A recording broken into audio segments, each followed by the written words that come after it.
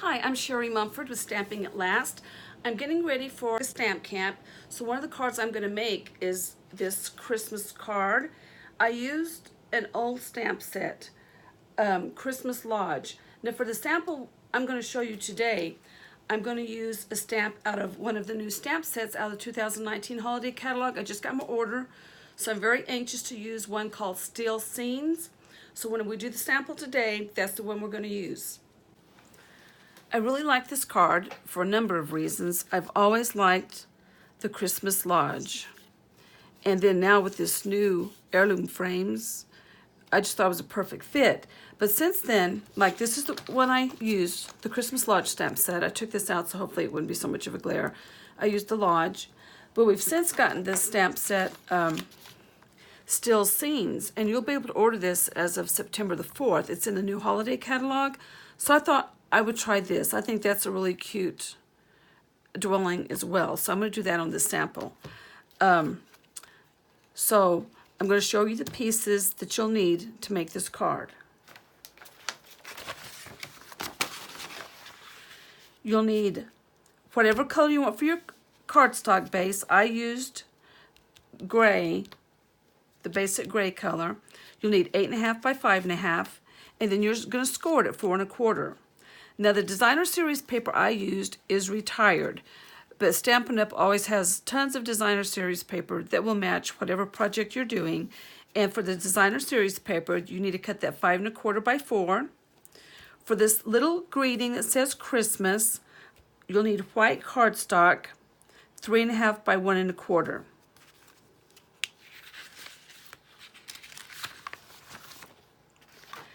Then for your oval, I've already cut this oval out, and I'll show you the set in just a moment. But to cut that oval out, I needed a piece of foil paper, 4 3/4 by 4. Then for the greeting, you'll notice there's a little silver border there. So I cut this out, and then I'm going to cut it in half, glue half of it behind the top and half of it behind the bottom, just to give it a little bit of a frame. And for that little piece of silver for the banner, you'll need 3.5 by 1 1/4. This white cardstock is for the inside. It's 5 1/4 by 4. And you can put whatever greeting you want on the inside, but this is the size of paper you'll need to glue to the inside.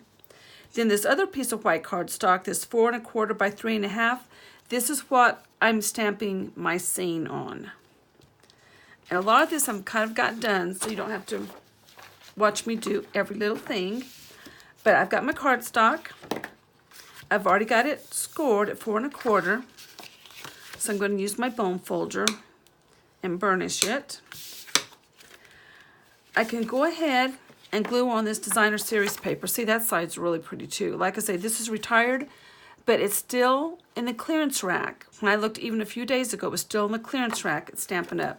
So you can still get this paper if you like it. I love it. See if I picked the right bottle of glue this time. Oh, good.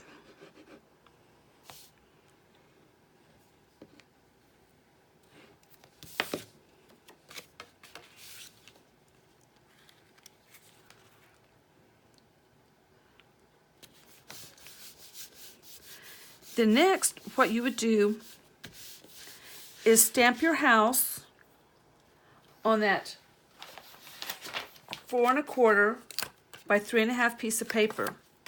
Now, I did go ahead and stamp mine. I used the one from Still Scenes, and I went ahead and colored it. I colored it using Stampin' Blends, just in case you want to know the colors. I did use Cherry Cobbler for the door because I feel like that's going to match my background in the designer series paper. I used Dark Crumb Cake for the house. Get you a little bit closer of a look. I don't know if that helps or not.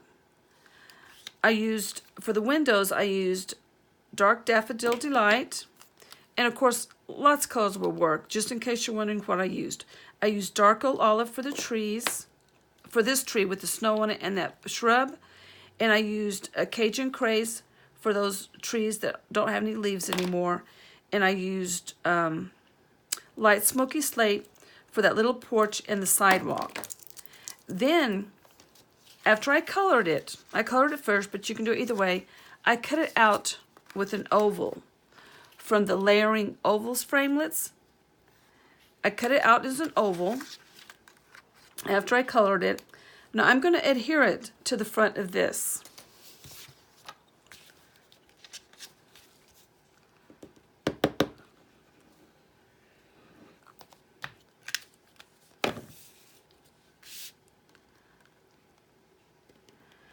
Then the frame. If you have not gotten the Heirloom frames, I'm telling you, you can use them for scrapbooking, for so many things. I love this oval frame. So you noticed I had cut out the oval.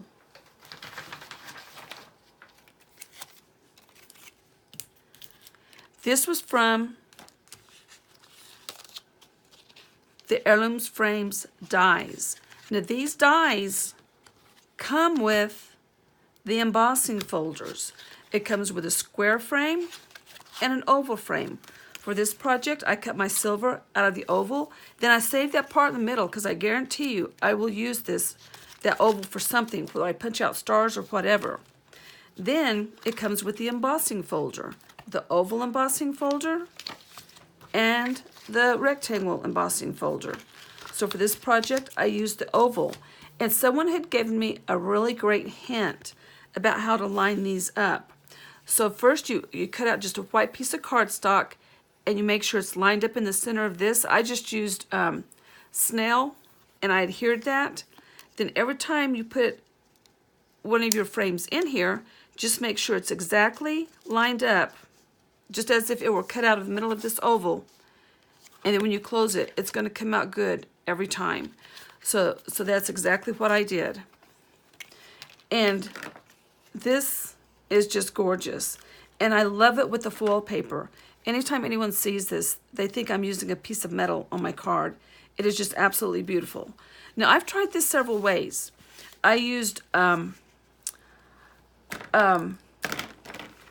think of it, dimensionals to put on and adhere those, and I just used glue.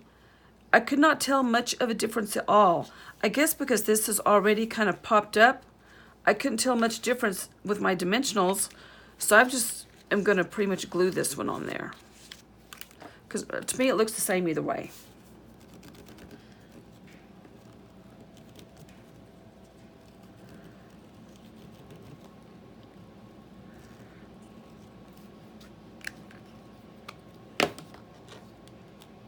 Oops. I can't decide which house I like better, the lodge or this house. They're both so cute.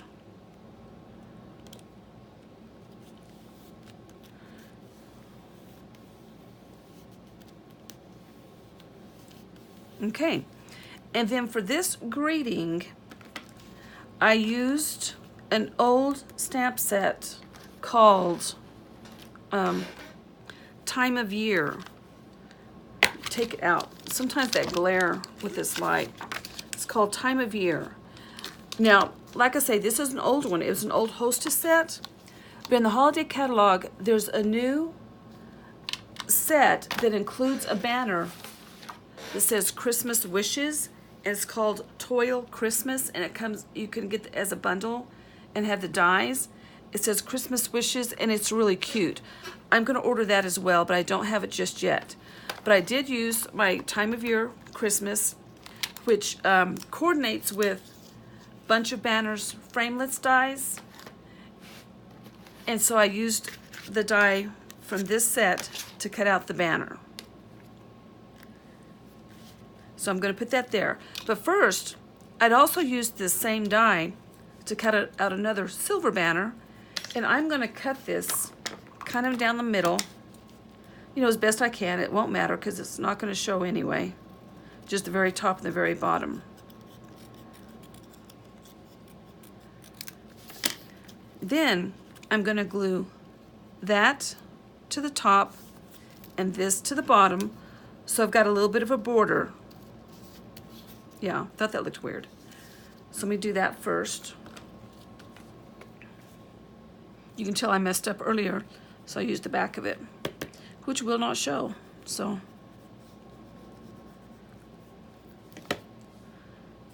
So I'm just going to kind of try to lay it on top and arrange it. Got a little bit of glue there. I'm kind of messy when it comes to glue. And I forgot to put glue down there. So we put this one on the bottom. I'm determined to get that upside down. There, that adds a lot. And I will find my glue eraser and fix that later. And what I'm going to do next, I am going to pop this up with dimensionals. But first I'm going to find my glue eraser because that's going to bug me. So much better. Okay. Now I'm going to put dimensionals on the back of this.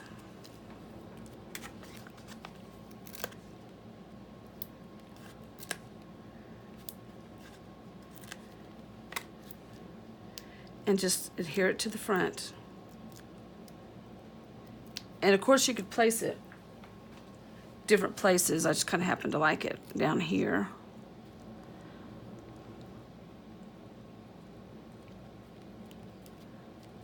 And that's it. And there's so many cute scenes you can put in here.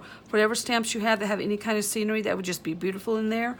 If you were making Christmas cards and you had a family photo, I think that would look gorgeous inside there to make it more personal. Hope you enjoyed this.